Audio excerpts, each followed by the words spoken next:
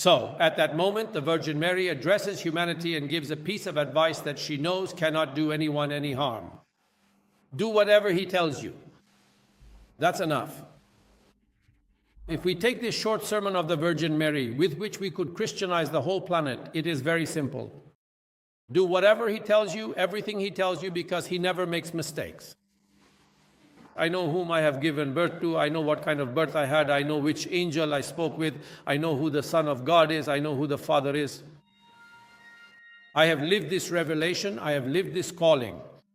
Behold the handmaid of the Lord. Let it be to me according to your word. She did not claim anything for herself.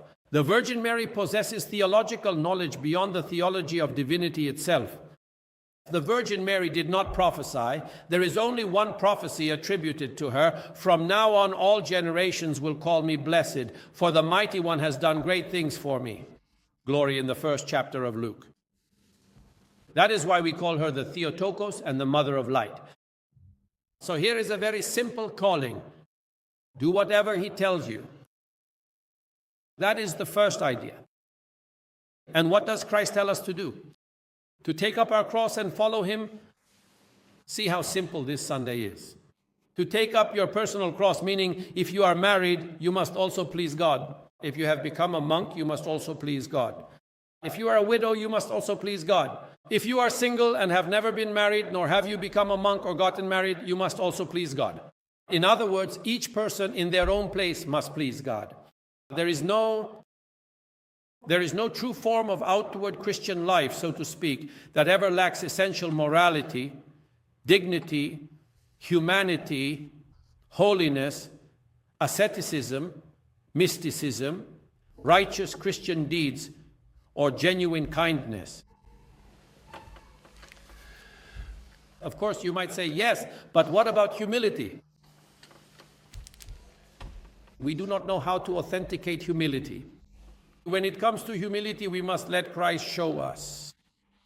Learn from me, for I am gentle and humble in heart. What does Christ actually want to tell us? That when you are gentle, you are humble. What does Christ want to tell us? That if you want to be humble, be gentle. What does Christ want to say? If you want to be like me, follow these two qualities that I have shown. Humility and gentleness. And how do we know that he had gentleness? I repeat to you, this is the most beautiful scene, the most mystical in all of Holy Scripture. The Romans drag him, they scourge him, they beat him at the pillar, they put the cross on his back, he walks on, all of Jerusalem throws stones at him, or the whole ordeal of the cross, the road that when we go to Jerusalem, we walk from the gate of St. Stephen. From there, from Bethesda all the way to Golgotha, to the Holy Sepulchre. Well, keep in mind that at that time there were no walls, there was no city, it was just a bare hill right outside the city.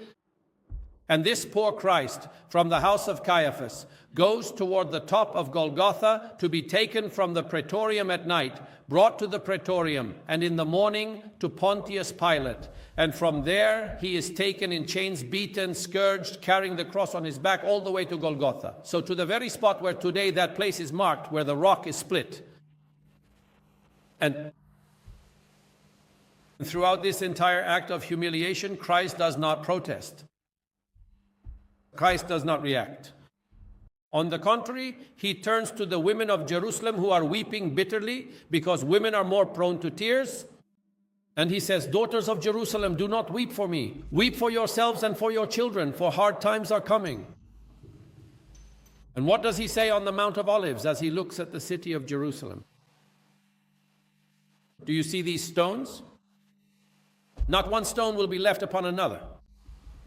This is exactly what happened during the time of Titus Vespasian around the year 70, when Jerusalem was demolished to its very foundations, destroyed, and the Jews were expelled from Jerusalem. Then there was Claudius, who likewise expelled them and scattered them everywhere. So they went through great hardships. No, that wasn't the problem. The problem was that when Jesus reached Golgotha, he was thrown to the ground, the cross was already assembled, lying there, and he was turned face up. Because from that moment on, it becomes the holy altar of Golgotha, the holy altar of the whole world. From there, on that day when they nailed him and crucified him, all the sins of the world were washed away on Golgotha. Jesus, lying face up, what does he do? He looks at the sky. What is the sky? The throne of God. What is the earth? The footstool of his feet. So what does Christ do? He performs a great act, an act of humility. He stands at the feet of Jesus. He stands at the feet of the Father in the state of a servant in absolute humility. He tastes all the afflictions and miseries of humanity. That rabid state of vengeance, let him die, crucify him, let him perish. Why should our people perish? It is better for one man to perish. And for a long time they sought an opportunity to kill him, but the scriptures had not yet been fulfilled. And yet when he looks at the sky, he sees the fury of the Father, Petron, who gazes upon humanity. How unleashed it is against the truth. So when we talk about corruption, we are not talking about negative events, but about the state of humanity, which is just as miserable and fallen. Just as it was 2,000 years ago when they were driving the nails into Christ. With a deep thirst they cried out, if he is God, let him save himself. Just as he saved others, let him save himself. Just as he delivered others, let him deliver himself. Just as he healed others, let him heal himself. And the devil shouted even louder, bellowing like an ox caught by a bear when it is trapped and cannot defend itself. And he cried out, get down from the cross, get down from the cross, get down from the cross. That was the moment that drew the Father's attention and gaze upon humanity.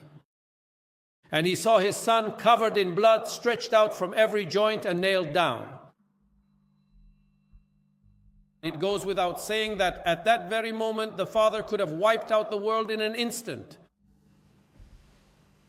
The Son said to him, Father, forgive them, for they do not know what they are doing. This is how they understand Scripture. This is how they understand truth. This is how they understand justice. This is how they understand kindness. This is how they repay those who do them good. This is how they chose to repay you for sending me to them. Forgive them, I beg you. All my work is in vain if you do not forgive. And at that moment, the earth was darkened.